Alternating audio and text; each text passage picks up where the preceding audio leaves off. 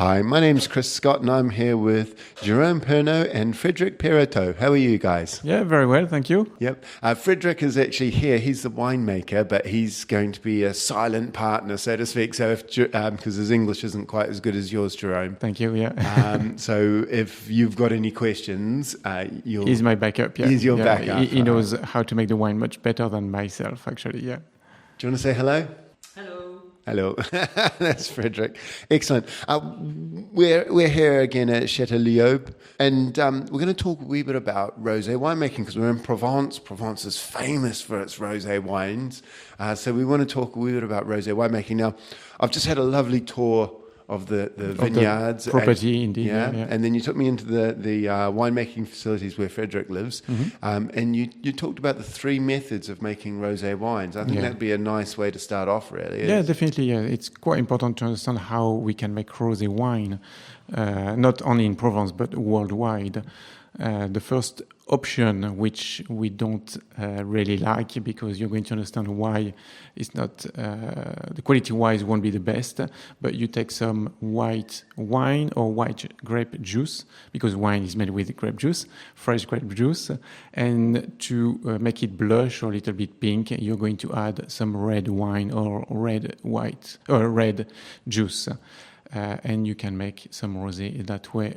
Thankfully, we are not allowed to do that in France. Yeah, I was going to say that was they were talking about doing that a couple of years ago. Indeed, yeah, they talked about that, and then everybody goes, no, that's appalling. But exactly. But there is a famous wine region that does it that way. Champagne, where you're from. Where I'm from, yeah. I was trying to hide it, but you came into it, yeah. Oh, I know these things. So Champagne does it that way, but exactly, and in the New World it's allowed as well. As well, yeah. But not in France. Not in France, no. And why do you think that is? Well, imagine, it's like making a cocktail in such a way, I mean, cocktails are great, but blending two wines, can you imagine making it yourself, you won't have a great result, to be honest. It's possible to make it that way. Champagne, as you mentioned, tend to understand how to make it that way, but they have knowledge and they've been doing that for many, many years. But with wine, I will definitely not recommend as a winemaker, to go that route all over the world. It's proper and better to do what we call maceration or a free run juice like we do here at Leoube. Well, let's talk about that. Let's start off with grape selection, because in Chateau Leoube, a lot of wineries will pick their grapes either by mechanical harvesting or by hand, which is what you guys do here, and then they'll bring them in onto sorting tables, but you don't sort beforehand at the winery. Yes, everything is sorted in the vines outside with the picker. Basically, we train and we tend to hire the same pickers years after years. The philosophy is, after we show them what to do, is none of the grapes will go inside their bucket if they are not able to eat themselves every single berries. That means all the leaf, first of all, will be removed, but the overripe berries or the green berries will be removed as well by the picker and then goes inside the bucket and then transported to the winery. And obviously we can do that only using our grapes. We don't buy grapes. It's all from the property, but very important to do that. For obvious reason, later on into the winemaking, we are not using sorting table. Sorting table is basically a kind of big tray moving with conveyor belt, moving the grapes, jumping a little bit, and sort mechanically the grapes. But that can damage a little bit the grapes, but as well at Leoube, we are going to press the grapes. We'll come back maybe later on with that, with the stem. So we cannot have those sorting tables, because to put the grapes on that sorting tables, obviously you need to destalk, remove the stalk from the grapes. Yeah, and that's for your rosé production. Exactly. Yeah. Okay, that makes sense. Okay, well, let's talk about the traditional rosé. So maybe they've sorted it, but they've got their grapes and they've put it into the press. Exactly. First of all, I think we need to add one more little thing, is to make red wine or rosé wine, we are going to use red grapes, black grapes. Yeah. Because any black grapes, when you press them, it will have a white juice, not red. Yep. So it's important to know first how we make red wine, meaning when we press red grapes, we're going to leave the juice with the skin, and the skin will, or the juice will extract the color from the skin. So we leave them for a few weeks, and then the longer you will leave the skin macerating with the juice, the darker your wine will be.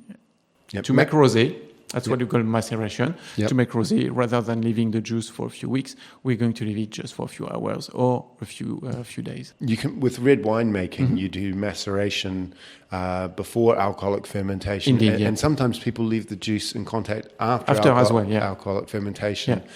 You make red wines here. Do you? Which one do you do, or do you do both? We do the maceration, then we let the alcoholic fermentation, but as well we're going to leave the wine, because the alcoholic fermentation would be finished, the wine now with the juice, with the skin, an extra week to get extra flavor from the skin. Okay, and when you're doing an alcoholic fermentation with red wines, yes, usually you have the temperature quite high with red wines, and rosé wine making, though, is the alcohol fermentation done at a warm temperature, or is it done at a cool temperature like they do with white wines? So rosé will be made at 18 degrees here. Okay, and what do you do your red wines at? Yeah, so same for the red, 18 degrees. And what about your whites? Same, everything's 18 degrees? Yeah. Oh, that's unusual, because normally red wines are fermented at a higher temperature, whites at a lower temperature. But you've tried the wine a few minutes ago, and you find the wine, not too heavy. No. And that's the reason why we keep the temperature pretty cool all the way long, to keep this freshness into the wine. Yeah, you can lose a bit of freshness as the wine alcohol temperature creeps up. So you've done a cold maceration. Some places, when they're doing that cold maceration, leaving the juice in contact with the skins, they may chaptalize, add some sugar to the grapes at that point. Do you guys chaptalize here? No. No chaptalization at all? No. First grade of grapes, enough sugar, perfectly harvested at the right time. We don't need to do that. What about acidification? Because you are, like, chaptalization is actually banned in Provence, but acidification is allowed. Do you guys acidify the wines at all? No. All natural, Yeah, all natural? Okay. We have a very, very good winemaker, a good team, and it's ready to harvest at the right time. Very important. Yeah, harvesting is important, because as the grapes ripen, the sugar levels go up, but the acidity even levels during drop. the day, a couple of hours later, if you harvest, your juice will be different than when you harvest on the morning. So it's really important to know what you're doing. Okay. It's a little bit of piece of art to harvest as well. If you are doing acidification,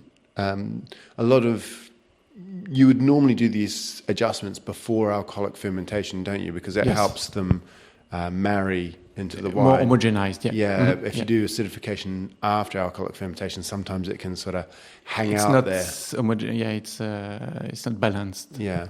Do you know what, just on acidification, do you know what's used typically for acidification and chaptalization? Is it just chaptalization? Is it just pure cane sugar? Yeah.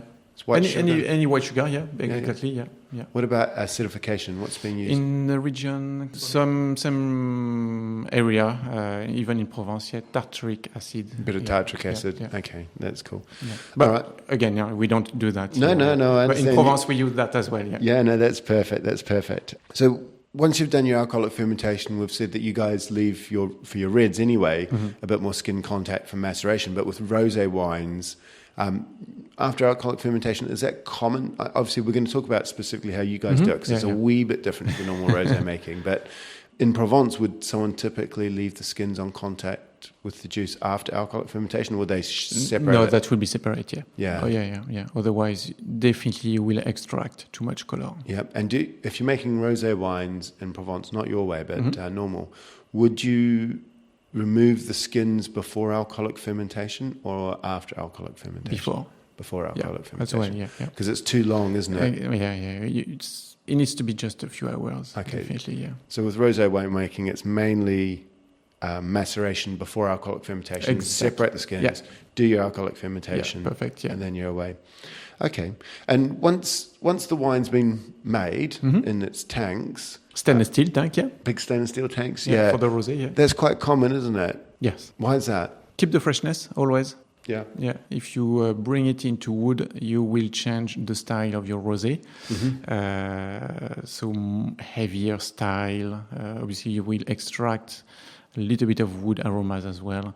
That's not what you're looking for in a rosé. You need to open it, crack your bottle, very fresh, elegant. Lots of liveliness in your wine, and stainless steel is perfect for that. Sulfur dioxide's quite often used in winemaking.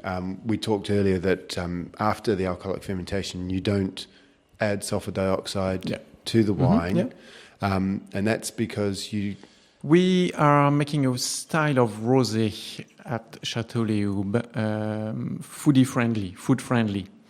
If you add sulfite, you're going to have a very more acidic wine, much more towards lollipop aromas, a bit of candy aromas in your wine, which are very good, but those wines won't match the food as well as Chateau Leoube. Why is that? Is it because it stops the malolactic? Exactly. So that's perfect. You answer it.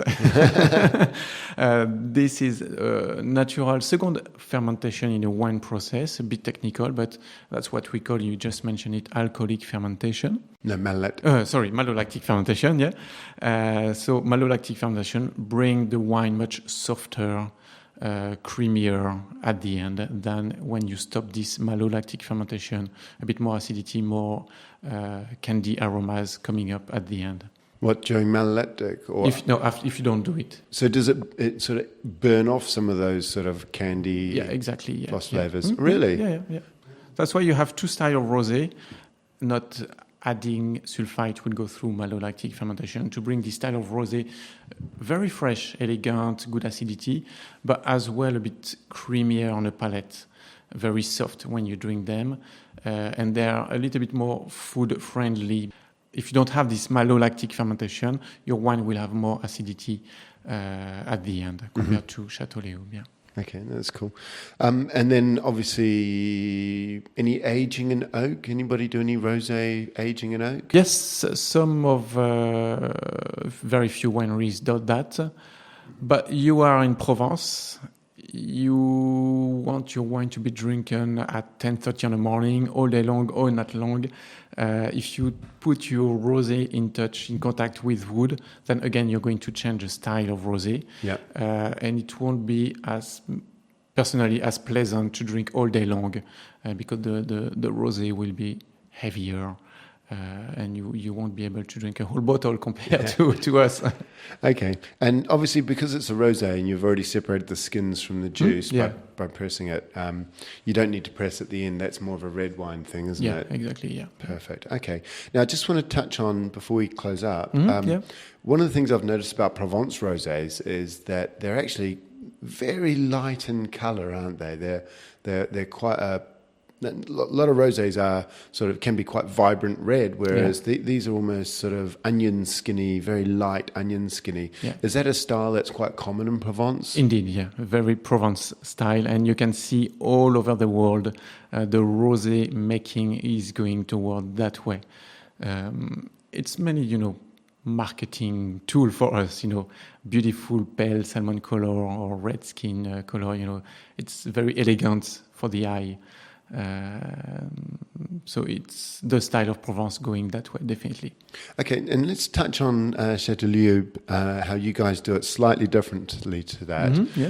So the main difference is that early on at the beginning when you bring the grapes in. Do you want to just give us a quick overview about the differences between what we've just described as the classic rosé versus what you guys are doing? So classic rosé, just to summarize, you have your grapes, you press the grapes, you have some white juice, you leave the juice with the skin a few hours, a couple of days to extract the color, and then you have basically your rosé juice and you make wine with it.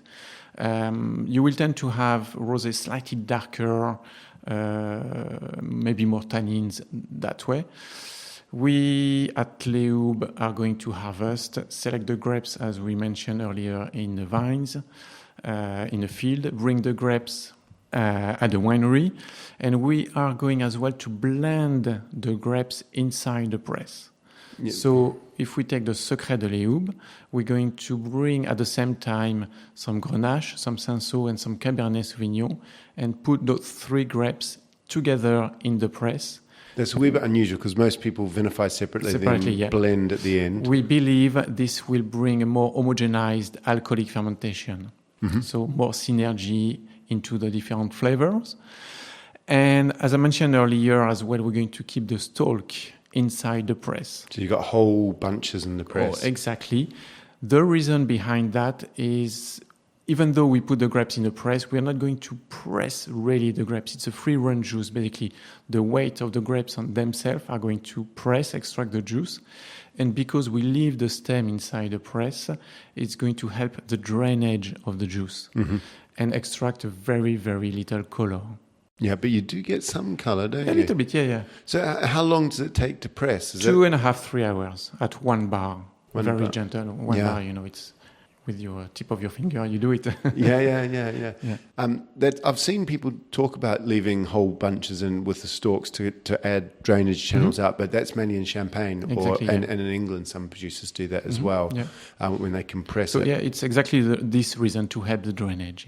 Yeah. Okay. Otherwise, you need to leave, the pressing time will be longer and maybe heavier, so the juice won't be as clear as we want. Okay, so is it mainly free-run juice that you're extracting? Mostly, yeah. Okay, and normally if you want to make cheap wine, you squeeze the bejeebers out of it to get every last drop. Yes, no, we don't do that. Yeah, don't do that. Don't speak about it. But you must have quite a lot of potential juice left over. Have you ever thought about giving it a bit more cranking up and then selling the juice onto the market? That's not who we are. No. We are producing fine wines, fine rosé, and there is no way we go toward that route at all. Okay, so once you've got your free run juice, which has got a little bit of color in it, but not much, then you go through the normal process that we just mentioned. Exactly. Yeah. So alcoholic fermentation. Natural alcoholic fermentation here. We don't add sugar or yeast, and full malolactic fermentation. Even though we mentioned we pre-blend the grapes inside the press, before bottling, we still do a final blending. Yeah. That's very important to know. Yeah. Again, to have a consistency of the wine years after years. Yep. And then comes end of February, early March, we are bottling the wine and ready to distribute the wine all over the world. Just on the wild fermentation, you mentioned that. We were tasting your wines earlier, and often I associate wild fermentation with quite a funky nose. Normally you get some really strange, savoury flavours in wild fermentations. Yeah. And there was only one of your 5 wines that we had that I thought was a wee bit funky at all. Why do the wines taste reasonably clean?